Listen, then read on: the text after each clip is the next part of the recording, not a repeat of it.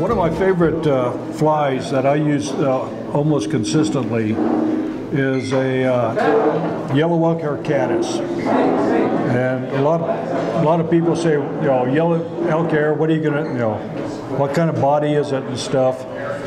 And what I get at is it's not the body's of concern, it's the actual hair for the elk hair.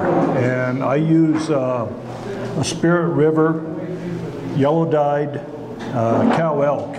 And this is the best one I have found for what I tie for yellow elk hair caddis. My vise here is a Dan vise. It's cheap, it's about $100, but I use it for travel and shows and stuff, and it's just durable. Paul Stimson, who tied for Gary LaFontaine, he said this is one of the best vices that he had ever used.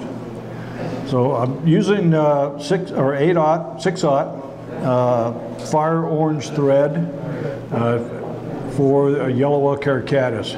And I put a base of super glue down because this is one of the best things that has come out for tying flies.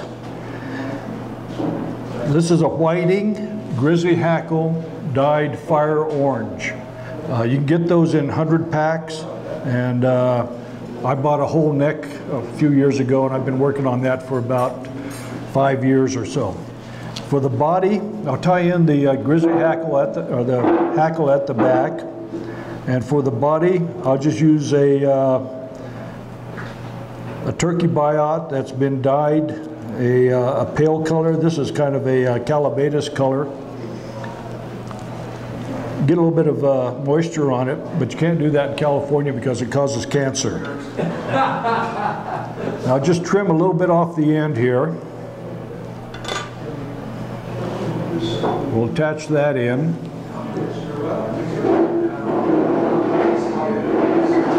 Then I'll dab just a little bit more of the super glue on there. And I do this for two reasons. First of all, a lot of fish, when they will hit this, they really chew it up. And so it'll start coming unwound. But by using the super glue, it holds it in place after quite a few fish will hit it. I'll wind the biot up, a little bit of a space between each wrap, and I'll explain that in a minute. Come up to about 2/3 of the way up, tie off the biot, and trim it. Then the orange dyed elk hair, or the orange dyed grizzly, with the glue on there, I wrap that pretty much in the biots, and it just enough seeps through that it sticks to it, and there's less chance of that coming unraveled.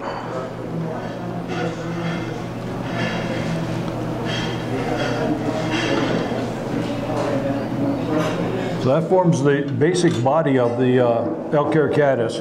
And one of the reasons I went with the yellow elk hair is that as you get older, as Bob Dibley and a few others do, John Schultz, your eyesight starts getting a little bit bad, and the yellow elk hair is much easier to view drifting down the stream than a normal elk hair.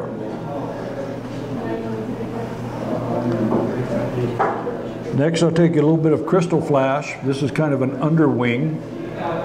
I'll put a couple of loops of crystal flash, loop it back once, and then tie that in there.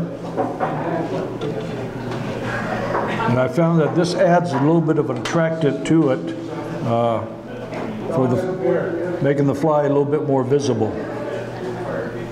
Then how much elk hair? It's just kind of a judge to see, that after a while you get to say, okay, that feels like about the right amount. And my portable hair stacker, which I think I paid $2 for, we'll just get the ends straightened up here. kind of measure where I want that to go, basically just slightly beyond the bend of the hook. And I'll take a couple of loose wraps around it, then some tighter wraps to the back. Then as I go around, I'll lift up the elk hair and come underneath the front to hold that up. This gives it the head that you want to have on the elk hair caddis. We'll tighten that down just a little bit. Trim away a reasonable amount so you've got that little bit of a head there. Then we'll take and do a whip finish on here. We'll pull that up in there. Get it to flare just a little bit. And I don't use a whip finishing tool, I use half-inch tools. Mainly because on a lot of flies, I want to get underneath everything to put in the finishing knotting of it there. And with a half-inch tool, just a couple of half inches in there, and it's the same as a whip finish. Trim that off. And I just put a couple of dabs of super glue on it.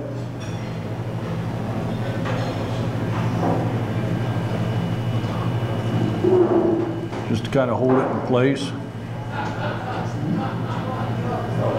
A bit too much there, but that'll work. And then before I finish the fly, I'll take and trim the bottom of it off, kind of flat underneath.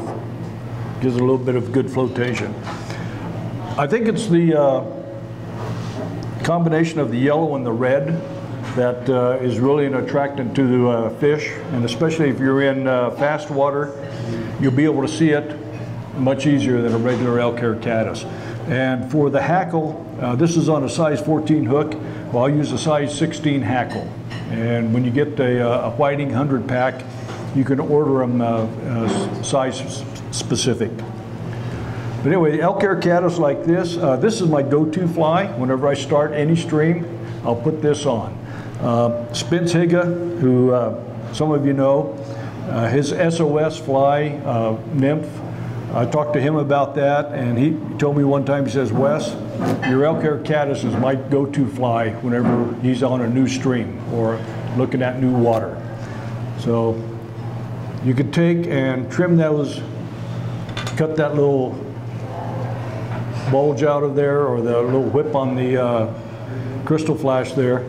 But to me, this is the fly that I'll use probably about 75% of the time.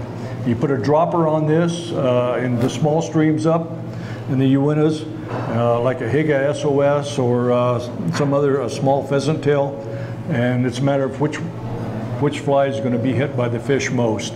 And usually the elk hair caddis is the one that gets hit the most.